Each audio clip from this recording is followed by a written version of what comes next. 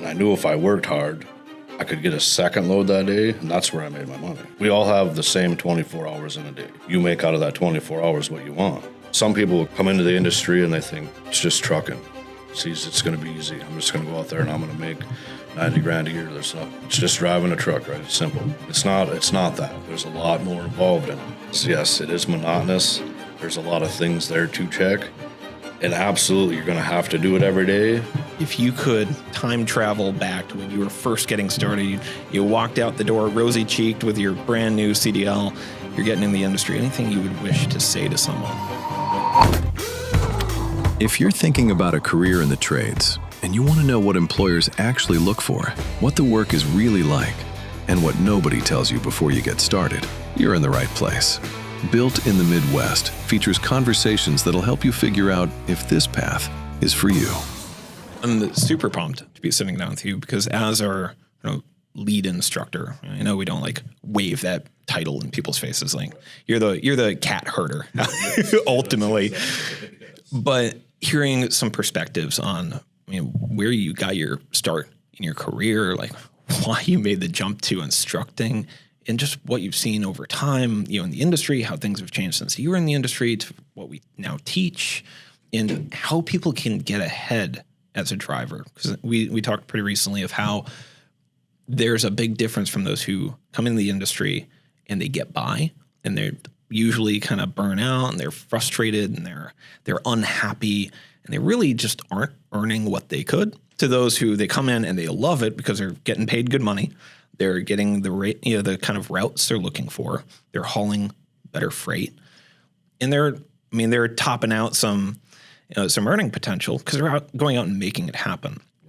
And those they don't happen by accident. So I want to talk about what people can do, the mindset involved in how they can actually increase their earning potential, become a professional as a driver, and not just be another guy driving a truck. That's all a personal mindset, actually. If you want it, there is tons of money in the trucking industry, but you have to be willing to go get it. It's not going to be handed to you. You can't. So a guy drives for 7 years hauling local freight. Well, I'm going to go get a lowboy and I'm going to start hauling heavy equipment. No, you're not. Have you ever sat in an excavator? Well, no. Well, you're not just going to go load that on a trailer and haul it and make 200 grand a year. It's impossible. No, you don't have that trust. No, you didn't. The trust, the knowledge, the experience, nothing. Yeah. And I encourage people, they start driving. You're in a truck stop somewhere, see an old guy there, take 10 minutes, talk to him. Ask him where he's been, what he's done, how he got there. And I guarantee he didn't do it sitting in a truck stop. People want to make, like we talked the other day, well, I want to make 100 grand a year. Okay. You can't do that driving 6 hours a day. You can drive 11 hours a day, work 14. Drive 10 hours a day. See what the change is from you driving your 6 hours a day. It's going to be huge. Prove yourself to a company. Then once you prove yourself to that company, your name spreads, just like in anything. Whether you're a truck driver, whether you're a heavy equipment operator, whether you're the local concrete guy. If you're the local concrete guy doing a phenomenal job, the word spreads better than any advertisement you'll ever have. So make a name for yourself. And don't ever say, I want to be like that guy. Strive to be better than that guy. Why not? Because there is a reputation factor in this industry. And I think that probably gets downplayed a lot. And some people may act dismissive of, well, that guy knows the owner, or they schmooze their way through. All right, there is a tasteful way to build relationships, yes. Why did he do that? Now he's successful, right? Sure. I've done that with a lot. So that guy may have done that with 3 or 4 businesses in his area or whatever, but they know when they call him, I need this here and I need it there by Friday, it's going to get there. Not calling some other guy and then, oh, my truck broke down, or, oh, I missed my time. Build your reputation. You are who you are. Because you can do it. Anybody can do it. But you got to build that reputation for yourself. It's not given to you, it's earned. So when you were give me a little context of, I know you drove for quite some time, because I can see when you say stuff like that, you're like, you've done it. I did it. So there is, how did you get your start in the industry? What were you first hauling? I primarily hauled a dry bulk tanker, pneumatic tanker, hauled lime. I worked hard every day, knew what had to be done, and I knew if I worked hard, I could get a second load that day, and that's where I made my money. It was not sitting around. Go get it. Money's there, go get it. You got to go get it. You would go get your first load done, and then you'd do a second load the same day. Yep, if I had time. Okay. So most people would, I think, check the box of, all right, I got it where I needed to go. I worked today. Yeah, right. But yeah, I worked today, worked 7 hours. Okay, but there's still time on that clock, right? Let's go. We all have the same 24 hours in a day. You make out of that 24 hours what you want. Some people only want to work 6 hours a day. Some people push themselves and work 14 hours a day. But the people that work 6 hours a day are mad because the guy that works 14 hours a day has a boat, has a side-by-side, has the toys, right? He earned it. He earned the right to that because he works hard to have that. Yeah. Which is not saying that has to be you. Not everyone wants that. No. Some people are happy just working, just going through the day, right? There's people out there that wish they had more, but don't. But the opportunity is there if they buckle down and go do it. Yeah. What's been fascinating to me is I've looked at sort of the bell curve of the industry, right? Of different types of freight, what accounts for those who earn more versus those who earn less. Because if you look at entry-level drivers, the number changes quite dramatically. And it depends on the company. It depends on what kind of freight. It depends on, there are a lot of factors at play, but usually you're getting paid per mile. And after some expenses come out, and your fuel, your initial first year sort of getting used to the industry expenses, your personal materials, all that kind of stuff, usually people are earning less than they probably expected they would. Correct. Yeah, they might have had a number in mind, maybe those $60,000 a year. Like that was, maybe they got hooked and like a recruiter's like, you're gonna make $60,000 this year. It's like, great. And then after expenses, they made like 45 and like, wait a second. I'm barely cutting it. What happened? But then you told me a story the other day of someone who was recruited recently by Jillian, which we just did an episode with her. Go check out episode 3. Jillian's a recruiter at Schneider, and she'd recruited one of our students who in his first year was making like $90,000. I'm not sure if he was a student of ours, but that's a story she talks about. Understood. Was a tanker driver that went there and made a lot of money his first year, but he didn't sit around. He worked, he ran and ran to make that money. So that's another sort of lever that can be pulled depending on what kind of freight you want to haul. There are endorsements you can earn. Absolutely. That, can open up other opportunities.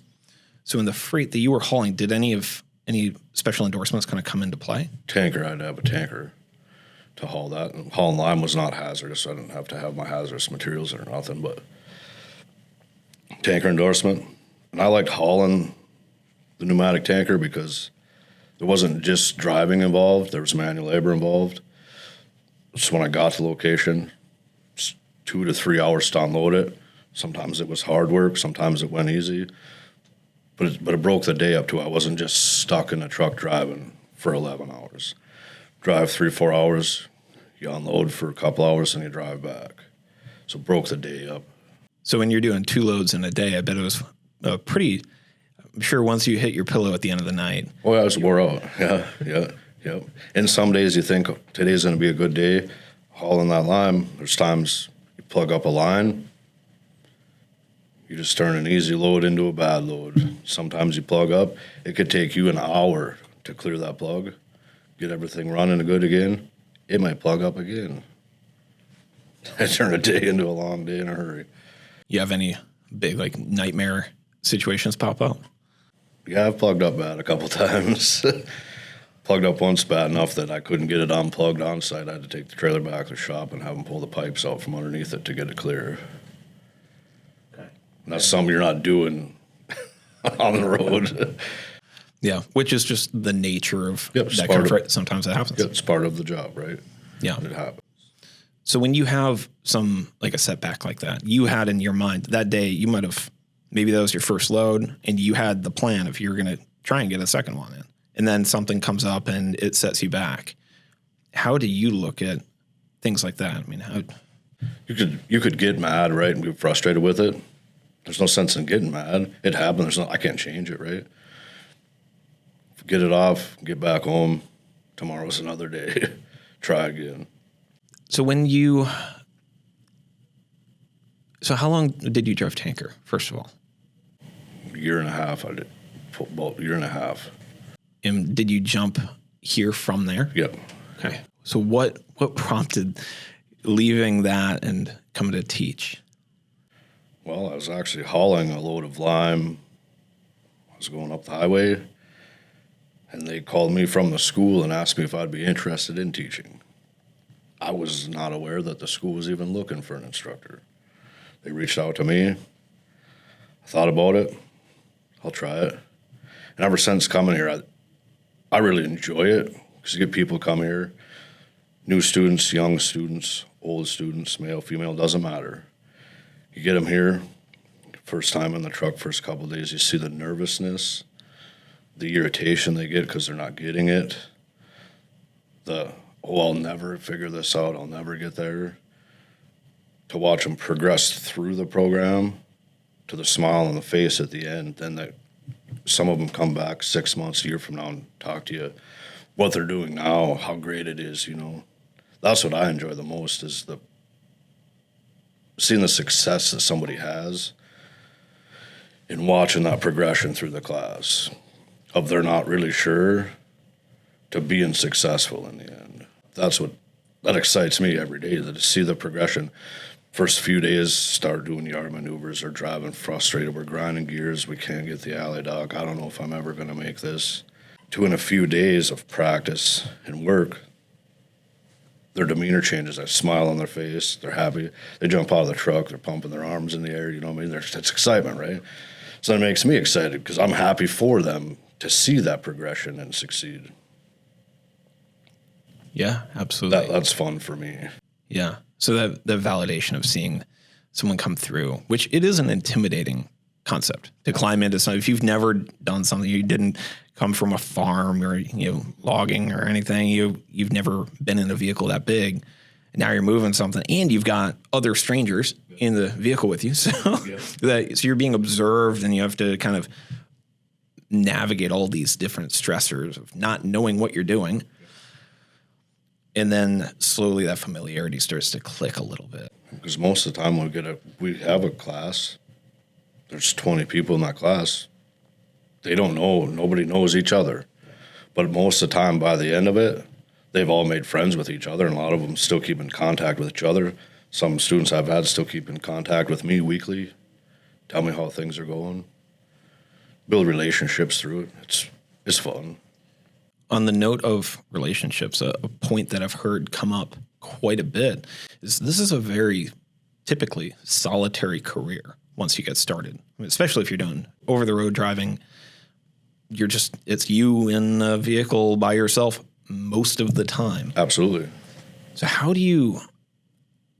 does someone sort of navigate that? And I know there's some personalities that are just a little bit more inclined towards this profession that thrive, but how do you kind of balance that? So you get some people that, like you say, are introverted, I guess you'd say, right? Stick to myself.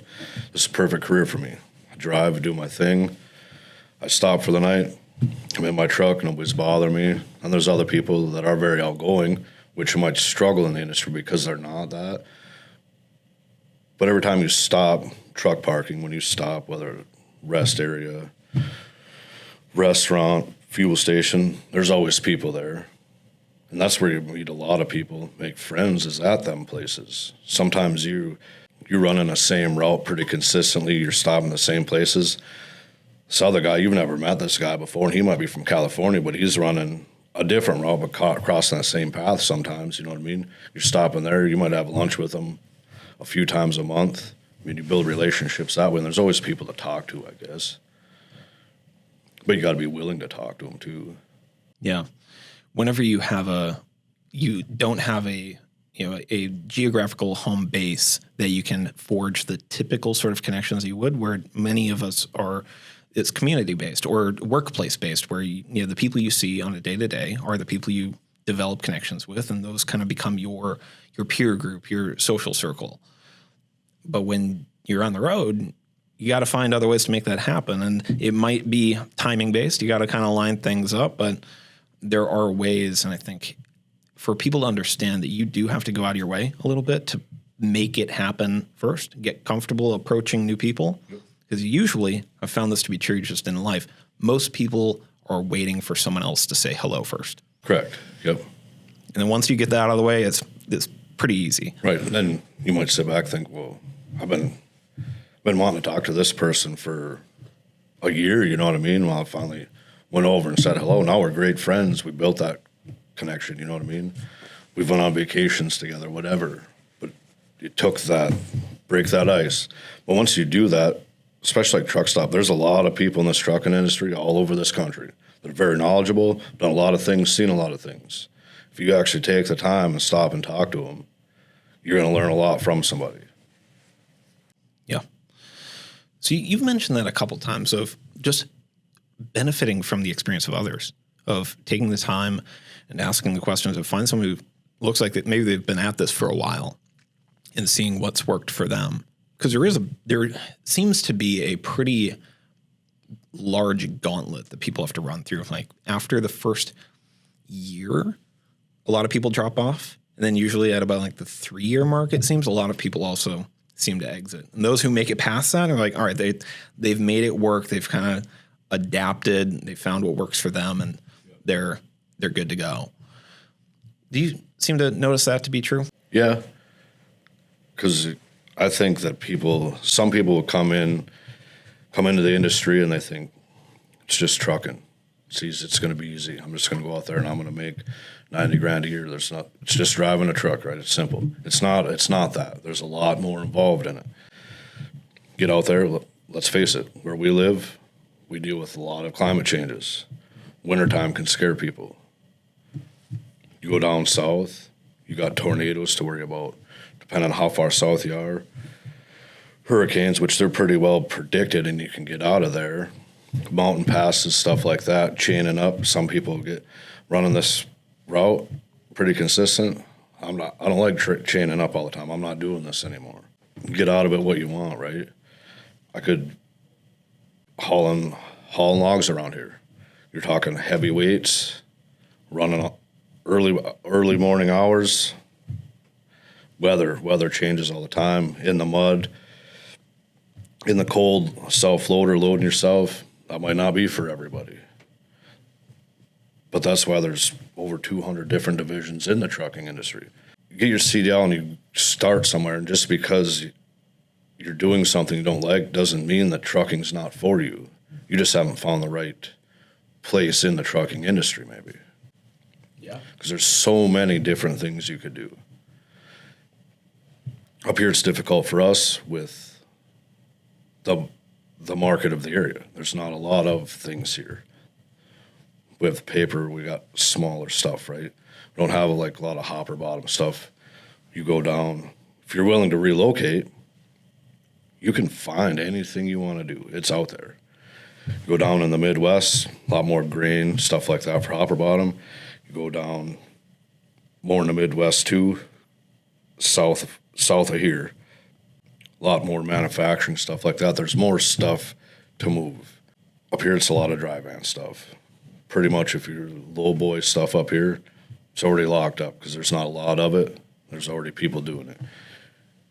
If you're willing to relocate, you go down there, there's a lot more of that, a lot more opportunities, a lot more step deck stuff to do. There's opportunity if you're willing to take the opportunities and willing to change maybe. I understand. I'm born and raised up here. I don't really want to leave. Okay, so if you're not willing to leave, you're kind of in what the market is here, and that's where you're going to be at for the rest of your life, right? Okay, I'm going to make $70,000 a year. If you're willing to relocate, go somewhere else. There's a lot more opportunities, different places. You could make 150 grand a year. We got to be willing to take that chance. I think for those who are inflexible on how they achieve their goal, if both things are important to you, like having the work-life balance, or you want to achieve the outcome of earning a certain amount of money in a specific way, then I think that's where a lot of friction comes up, because you might look at an area like ours in Escanaba, Michigan, which, like you said, there are things up here. We've got mines, we've got timber, we've got paper, we've got retailers and fuel, and we have stuff. But if you look at what those pay out, or what that work looks like, and you're like, that's not really what I'm looking for. Well, then you have options. You either change the way that you achieve the goal and you kind of get realistic, or you look at how can you make what you want to earn in the sort of time frame that you want to make it. And then with that might come some compromise. I have an uncle who he drove band equipment for touring bands for years and years and years, like big time performers, John Mayer and U2 and like all, really cool stuff. But he was gone for months on end. Made good money, but it was a compromise. And the work was cool. He got to meet some very interesting people, got to know some of them, and sort of stuff that most people never get to do. But he was gone a lot. And there's sacrifice with that too, right? Being gone months at a time, you might miss Christmas with the family. You might miss a child's birthday. And yes, that stuff is hard to miss, not be a part of. But you being on the road, working that, provided a better life for the family, the children, you know what I mean? Yeah.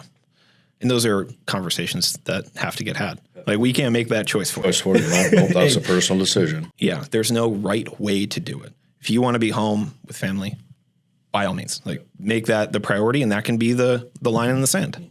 Or it might be every other, or you make, certain things that you kind of defend, like, all right, I can't miss Christmas. I might miss the birthday, can't miss Christmas. Okay, well, find a way to make that work. Right.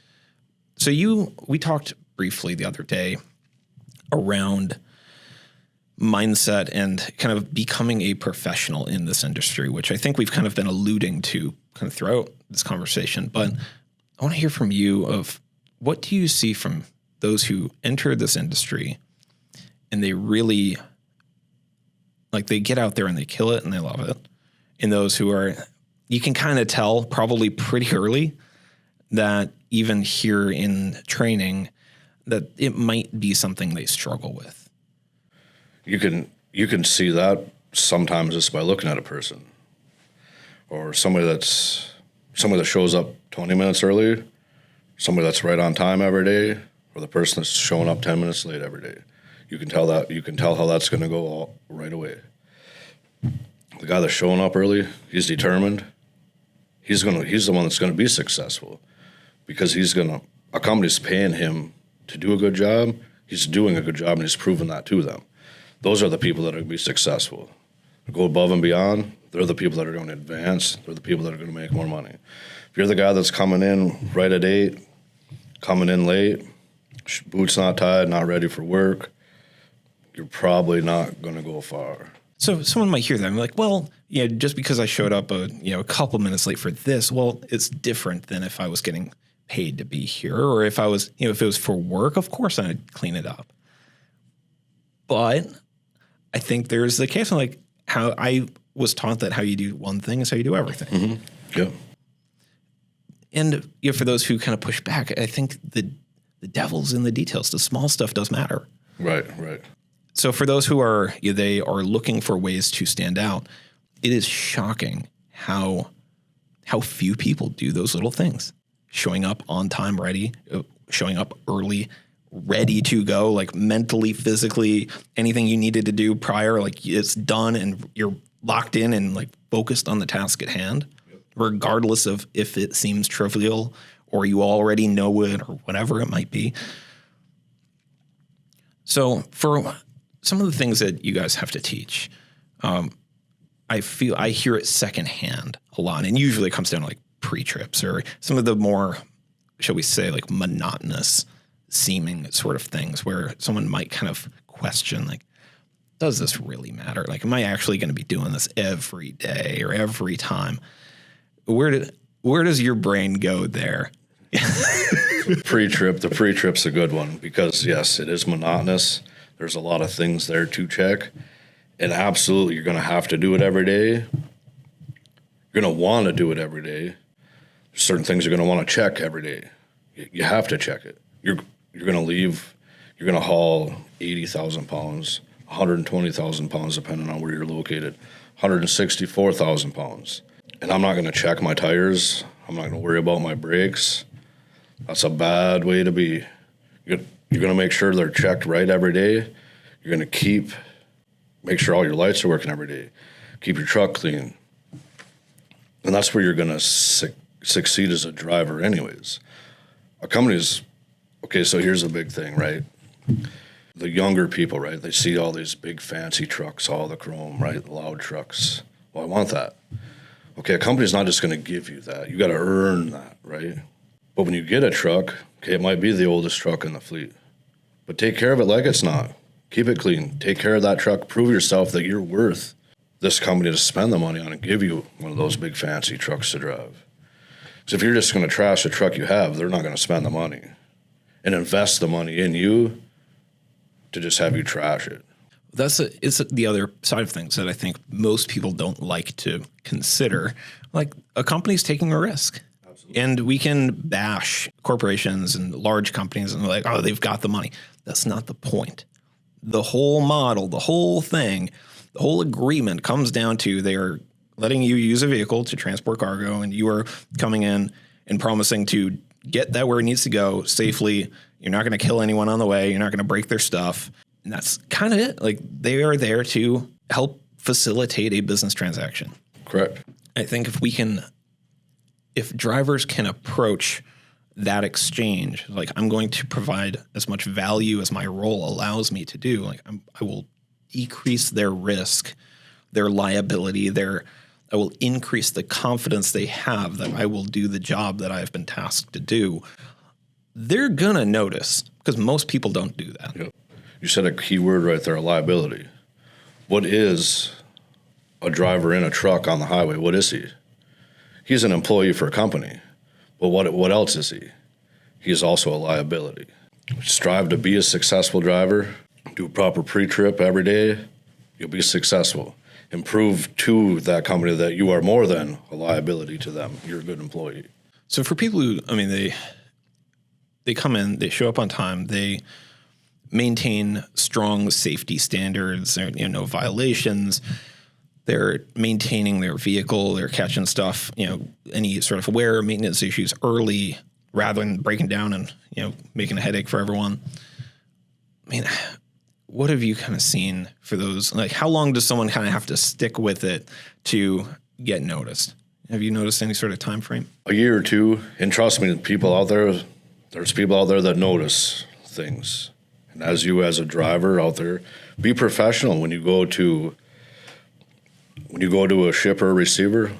Be professional, act professional. Because people are going to talk. You could put out, I don't care, the school, construction company, whoever. You can put up billboards all you want, right? You could have all the billboards in the country. But word of mouth can either make you very successful or can hurt you. So if you are that person that's polite, courteous when I'm stopping somewhere, I'm helping other drivers, I'm helping my other teammates as drivers, that word spreads throughout a company, throughout other companies. And you're building your own legacy, right? That's such a good point, because I think I see a lot of people online talk about their shippers, when they were waiting for to drop a load off, and then they were told to come to the dock at a certain time, and then suddenly it's 4 hours later that it has to happen, and they're like, they're frustrated. Like, which, fair enough. I understand frustration too, but don't take it out on the person that's sitting behind the glass at that shipper receiver. It's not their fault. And we have to remember, things happen every day that we cannot control. Yeah. And it can't worry about things that I cannot control. I can't worry about things that I cannot change. Make the best of every day. I'm going to do what I can. If I pull up there, well, I'm supposed to get loaded in 20 minutes. Something happens. Now I sat here for 3 hours. I can't change that. I could be mad. I'm not going to go in the office and holler at somebody. It does no good, right? I'm going to take my load. I'm going to move on. Tomorrow's a new day. And that's going to set you up for success as a driver, as an individual, period, right? If you can't change it, don't worry about it. Don't go hollering at somebody else. It's not their fault. And I think sometimes, because you're correct, we see this social media, all this, people post pictures, and here's this person here screaming and hollering at this person. It's not their fault. They didn't break the French fryer at McDonald's, but it's down right now. It's not a big deal, right? Yeah. We'll get through it. Trust me. You will survive this setback in your life. Okay. It'll be okay. It'll be okay. I think that's is a really good takeaway. It's so simple, but that's why I think it's so profound. That when something happens, regardless, we're not even talking about trucking at this point. When something happens in life, if you can just have this isn't that big of a deal, that attitude, something really interesting happens. Because if you notice, the people who make a big ruckus about every little thing, like they're just hair triggered, something inconsequential ruins their whole day, those type of things happen to that person all the time. Yes. Because reality around us, like our experience with things around us, is not as things are, it is as we are. Take that. In life, in your professional life, your personal life, things are going to happen. Say you wake up tomorrow morning, you got a flat tire. Going out there swearing, acting like an idiot. The neighbors are filming you to put you on YouTube or whatever. For what? You can't change it. It doesn't matter. No, you do. Get it fixed, move on. It's not a big deal. Same thing in your professional life. I've seen it happen at different places. You're sitting across the parking lot and you see a guy freaking out. He's hollering, swearing. It does no good, right? Fix it, change it, move on. And those are personal choices too, I think. Yeah. I mean, it is a choice. You have to adopt that manner of behavior, and it takes some work. So, I mean, if that's something that maybe people are struggling with, maybe they are a little bit more reactive, just work that muscle. Just when something starts bothering you, slow down. Just like, is it that big of a deal? Like, am I even going to think about this in a week from now? Yep. Or like, if the answer is no, which is probably the case, just don't let it bother you. Worry and, anger just means you suffer extra. Right. You suffer as a person. Yeah. Yeah. You hold on to it, let it go. We have a winter storm predicted. We could end up with a foot of snow tomorrow morning. We could sit around all day and complain that it's going to snow tonight and all of this. We can't change it. If it happens, it happens. You know what we're going to do? We're going to get up tomorrow morning, shovel the driveway, come to work. It's like everybody else. It's a mindset. Exactly. So for those who are, that maybe they're thinking about maybe getting their CDL, maybe they're thinking about getting into, some of these other trades, which I think a lot of what we talked about is transferable. Do you have any advice that if you could time travel back to when you were first getting started, you walked out the door rosy cheeked with your brand new CDL, you're getting in the industry, anything you would wish to say to someone? Be patient. You're going to go out there and expecting everything to be flawless, everything to work out as it's planned, as your day is scheduled. It's not going to. I can promise you that it's not going to work that way. Be patient, take one day at a time, move through your career and advance. Just like we talked about with frustration and stuff, you can't be that way. Things are going to happen. You can anticipate some things. There's other things you cannot anticipate going to happen. Weather, a breakdown, I don't care. You go into the industry, they give me the oldest truck in the fleet, and I've been broke down and this and that. I don't care if you have a brand new truck. It's going to break down too. Just be patient, build a reputation for yourself, and you'll do just fine in this industry. Promise.